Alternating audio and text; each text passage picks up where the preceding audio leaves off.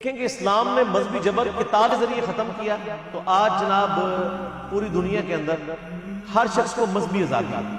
اب یہ نہیں کہ پاکستان کا اگر پرائم منسٹر مسلمان ہے تو ساری رعایا جو ہے وہ ضروری مسلمان ہو، ایسا نہیں۔ یا انڈین پرائم منسٹر اگر ہندو ہے تو وہ ایمفسائز کرے کہ سارے مسلمان ہندوازم قبول کر لیں۔ جو مظالم ہو رہے ہیں وہ الگ بات، لیکن اوورآل وہ اس طرح ایمفسائز نہیں کر سکتے۔ تو یہ جو مذہبی جبر ختم کیا نا اسلام نے، یہ اس جدید دور کا خالق اسلام اور یہ ہوا ہے تلوار کے زور۔ یہ فلسفہ تھا، یہ جو تماشا بنایا ہوا نا انہوں نے کہ جی وہ دیکھیں جی مسلمانوں نے تلوار کے زور کے اوپر پوری دنیا کے اوپر حکومت کی ہے، یہ جنگجو تھے۔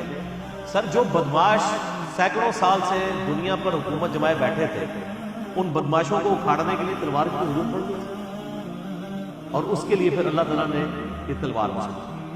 ظاہرہ اس کا انیشلی آغاز جو ہے وہ مدینہ شریف سے ہوا، یعنی یہ دعوت قتال کی شکل میں مدینہ شریف سے اٹھی اور 15-17 سالوں کے اندر پوری دنیا کے اوپر یعنی پھیل گئی۔ آپ دیکھ لیں کہ ہجرت مدینہ ہوئی ہے یکم ہجری میں، اس وقت صرف 125 بندے مسلمان تھے۔ 2 ہجری میں غزوہ بدر ہوا، کتنے مسلمان تھے؟ 313۔ 3 ہجری میں غزوہ احد ہوا، کتنے مسلمان تھے؟ 1000۔ ان میں سے بھی 300 وہ منافقین ہی تھے، 700 مسلمان۔ پھر 5 ہجری کے اندر غزوہ خندق ہوئی، 6 ہجری کے اندر صلح حدیبیہ ہوئی، 7 ہجری میں غزوہ خیبر ہوئی، 8 ہجری میں فتح مکہ ہو گئی، اور 8 ہجری میں غزوہ حنین ہوئی ہے مشرکین عرب کے خلاف آخری فیصلہ کی جنگ، اور 9 ہجری میں غزوہ تبوک ہوئی، جو یعنی رومن امپائر کو نظر آ گیا تھا کہ یہ تو نئی امپائر کھڑی ہو رہی ہے، تو کیسرے روم نے جو عرب کی سرزمین تھی تبوک، اس کے پاس بارڈر پہ آ کے 1.5 لاکھ کی فوج یعنی کھڑی کر دی اور کہا کہ ہم تو یہ نئی جو سپر پاور بن رہی اس کو دبائیں۔ تو یہ پہلا اور آخری موقع تھا جب اللہ تعالیٰ کے محبوب صلی اللہ علیہ وسلم نے یہ اناؤنسمنٹ کی کہ اب جو شخص قتال میں نہیں جائے گا وہ منافق تصور کیا۔ اس سے پہلے یہ شرط نہیں تھی۔ 30,000 جانثار صحابہ کا لشکر لے کر، جن میں منافقین بھی شامل تھے جو قانوناً مسلمان تھے، نبی علیہ السلام جو ہے وہ تبوک تک گئے۔ اور سر اس زمانے کے اندر آپ اندازہ کریں 700 کلومیٹر کا سفر ریگستانی سخت گرمیوں میں، جب کئی کے لوگوں کے پاؤں میں جوتیاں بھی نہیں تھیں، کئی پیدل تھے، بہت کم لوگ سواریوں پر تھے، اور ان پر ایسا روب ڈلا کہ کیسرے روم نبی علیہ السلام کے پہنچنے سے پہلے ہی بارڈر چھوڑ کے بھاگ گیا۔ پہلے وہ للکار رہا تھا، حالانکہ 1.5 لاکھ اور 30,000 کا کوئی مقابلہ تھا۔ 1.5 لاکھ لیٹسٹ اسلحے کے ساتھ لیس آرمی، اور 30,000 جن کے پاؤں میں جوتیاں بھی نہیں، لیکن اس کو نظر آیا کہ نہیں بھائی یہ غیبی مدد ہے، ورنہ میں آپ کو یہ غزوہ تبوک ہی جنگ یرموک ثابت ہو جائے۔ اور پوری دنیا پہ داغ بیٹھ گئی یار، رومن امپائر، یعنی آپ دیکھیں کہ بھوٹان فوج لے کے آئے اور امریکہ اپنی فوج مسپا کر لے تو دنیا میں کیسے کھلبلی مچ جائے گی۔ انہوں نے کہا یار یہ لوگ فوج لے کے بھاگ گئے۔ نبی علیہ السلام 40 دن تک وہاں رہے، ارد گرد کے قبائل کے ساتھ آپ نے باقاعدہ معاہدے کیے کہ یا تو نیوٹرل رہو گے یا ہمارا ساتھ دو گے۔ سارے نے کہا جناب تھوڑی تو طاقت ہی نہیں کسی دی، رومن امپائر ناچ گئی۔ تو کچھ آپ کے ساتھ مل گئے، کچھ نے کہا ہم جنگ ہوئی تو ہم نہ ان کا ساتھ دیں گے نہ۔ پھر نبی علیہ السلام تو دنیا سے تشریف لے گئے اس غزوہ تبوک کے 1.25 سال کے بعد۔ پھر حضرت بکر صدیق کے زمانے کے اندر جو ہے وہ کسریٰ کے خلاف قتال شروع ہوا۔ ظاہرہ ان پر بھی حجت تمام ہونی تھی، ان کو بھی خطوط لکھے ہوئے تھے، یا تو جزیہ دو یا مطیع ہو جاؤ یا جنگ کے لیے تیار ہو جاؤ، جو سورہ توبہ میں ہے۔ انہوں نے سوچا ہی نہیں تھا، انہوں نے کہا یہ عرب کے بدو یہ تو لوٹ مار کرنے آتے ہیں اور بھاگ کے راتوں رات چلے جاتے ہیں۔ ہم نے کہا نا، اب ہم لوٹ مار کرنے نہیں آئے ہیں، ہم بھیجے گئے۔ تو وہ تو ان کو سیریس لے ہی نہیں تھے رہے۔ اچھا یہ جو کسریٰ کے لوگ تھے نا پرشین امپائر کے، یہ یعنی بڑے ٹف ماحول کے عادی تھے۔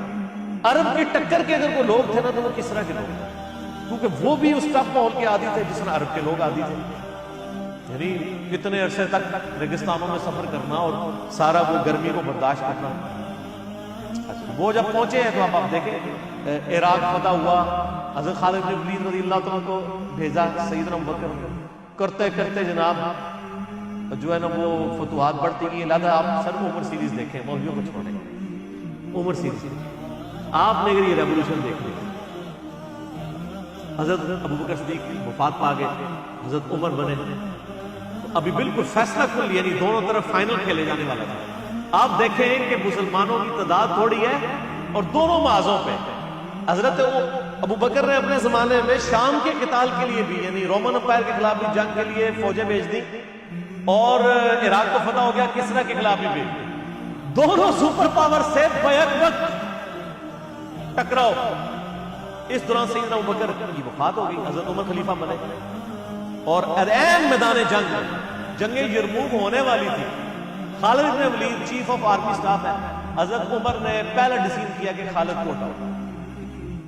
اور جناب کھلبلی مچی, انہوں نے کیا جناب ساری فتوحات خالد نے کی تھی, انہوں نے کہا میں تمہاری یہی بت پرستی توڑنی ہے, میں نے تمہاری یہی شخصیت پرستی توڑنی ہے. یہ خالد کی وجہ سے نہیں ہوئی ہے فتح, یہ خالد کے رب کی وجہ سے ہوئی. سر آپ سوچ سکتے ہیں کہ بالکل فائنل میچ کے اندر کیپٹن کو ہٹا دیا جائے. یہ حضرت عمر کا کانفیڈنس تھا. ابو عبیدہ ابن جراح یرموک کے لیے, اور 4 دن تک جنگ جاری رہی. اللہ تعالیٰ نے مسلمانوں کو فتح دی. اور جو کیسر تھا رومن امپائر کا جو ہیڈ, جو صدیوں سے وہاں بیٹھا ہوا تھا شام کے اندر, بیت المقدس کو انہوں نے مین سٹی چھوڑ کے چلا گیا, وہاں سے دوبارہ نہیں آ سکتا. اور دوسری طرف اس کے فوراً بعد اسی سال میں, جس سال یہ یعنی یرموک ہوئی ہے نا, یہ 17 ہجری کے اندر, اسی سال جنگیں جو ہے وہ قادسیہ بھی لڑی. اب ظاہر مسلمانوں کا فوج تھوڑی تھی. قادسیہ اصل میں ایک مسلمانوں کا امتحان تھا کہ لاکھوں کا لشکر لے کے وہ رستم پہلوان آ گیا. پھر حضرت عمر نے باقاعدہ خط لکھا وہاں سے کہ تم وہاں سے فوج جو ہے نا کچھ حصہ یہاں پہ بھی ٹرانسفر کرو, تاکہ, اور یہاں سے اب طے پایا کہ اب کس کو قادسیہ کے لیے کس کو لیڈر میں آ جائے. حضرت عمر نے یہ ڈیسیژن کیا کہ میں خود جاؤں گا قادسیہ سے, کیونکہ یہ بہت فیصلہ پہنچا گیا. یرموک چونکہ مسلمان جیت چکے تھے, تو اس کی وجہ سے جو پرشین امپائر ہے اس پہ روب پڑ گیا تھا کہ جناب امریکہ تو ناس گیا جائے, اور رشیا کی باری ہے, تو رشیا تو روب پہ گیا جس طرح آج رشیا اور امریکہ. سیدنا عمر نے کہا میں خود جاؤں گا. حضرت علی نے کہا کہ نہ آپ نے نہیں جانا. سر یہ نام بنا نہیں کہاں ہے. ان کا حضرت آپ کو کچھ ہو گیا تو پیچھے کیا بنے گا. اگر خدا نہ خواستہ مسلمان قادسیہ میں شکست میں کھا گئے تو آپ پیچھے تو ہوں گے نا. ہم اور عرب قبائل کو جمع کر کے نئی کھیپ روانہ کر دیں گے, ایک اور فیصلہ کو جنگ لڑ لیں گے, اور اگر آپ شہید ہو گئے تو مسلمانوں کا شرازہ بکھر جائے گا. اور سر یہ سیم جو خطبہ ہے نا, یہ نہج البلاغہ میں بھی شیعہ کی کتاب کے اندر موجود ہے, جو میں نے ایچ ڈی کیمرے میں دیکھا. تو سیدنا عمر پھر رک پھر مشورہ ہوا کس کو بھیجا جائے. اب باقی سینئر صحابہ بھی تیار تھے حضرت علی جانے کے لیے. باقی حضرت عمر جو ہے نا وہ سینئر لوگوں کو اپنے سے دور نہیں کرتے تھے. وہ کہتے تھے نہیں تم لوگ تمہیں مشورہ دینے والے ہو, تم کو تو میں تمہیں یہاں سے نہیں جانے دینا. بہرحال طے پایا کہ جی یہ جناب شیروں کے مقابلے کے لیے شیر کو بھیجا جائے. سعد ابن ابی وقاص, سعد شیر کو بھی کہتے ہیں عربی, شیر کو بھیجا گیا. سعد ابن ابی وقاص رضی اللہ تعالیٰ, نبی علیہ السلام کے ماموں بھی تھے رشتے میں, یعنی وہ نانگے خاندان سے رشتے میں ماموں. سعد ابن وقاص کو حضرت عمر نے بھیجا, اور پھر سعد ایک خط کے پیچھے سے روانہ کیا کہ سعد اس بات کو نہ کرنا کہ تو اللہ کے نبی کا ماموں ہے. یاد رکھنا اللہ کا کوئی رشتہ دار نہیں, اللہ کا کوئی رشتہ دار نہیں ہے. خدا کے ساتھ کمٹمنٹ شو کرنی ہے, بزدلی نہیں دکھانا. اور پھر سر سعد ابن وقاص اگرچہ وہاں جا کے بیمار ہو گئے, قلعے میں تھے, خود تو لڑ نہیں سکے, لیکن پوری پلاننگ انہوں نے کی. 4 دن کے اندر اللہ تعالیٰ نے مسلمانوں کو جنگ قادسیہ میں فتح عطا فرمائی. 8,500 مسلمانوں نے 8,500 مسلمان, اور ڈسائسو جنگ. آج ہمیں ان 8,500 بندوں کے نام تو نہیں پتا, لیکن اللہ کے حضور تو وہ امر ہے جنتوں کا. اور پوری پرشین امپائر مسلمانوں کے قبضے میں. رومن امپائر کا تو کچھ حصہ آیا تھا نا, باقی جزیہ دینے پہ آمادہ ہو گئے. پرشین امپائر پوری مسلمانوں کا قبضہ. اور پھر حضرت عمر کا آپ کرائٹیریا دیکھیں کہ انہوں نے پرشین امپائر گری تو عبداللہ ابن مسعود کو چیف جسٹس بنا کے وہاں پہ چیف جسٹس اتنا بڑا ہوتا، آج کا چیف جسٹس نہیں سنبھالا جا رہا، اس زمانے کا چیف جسٹس حضرت علی کو حجاز میں لگایا جہاں خود تھے حضرت عمر، مدینہ مکہ یہ پورا ہے، یہاں کے چیف جسٹس علی بن ابی طالب جو کسی کی پرواہ نہ کرے۔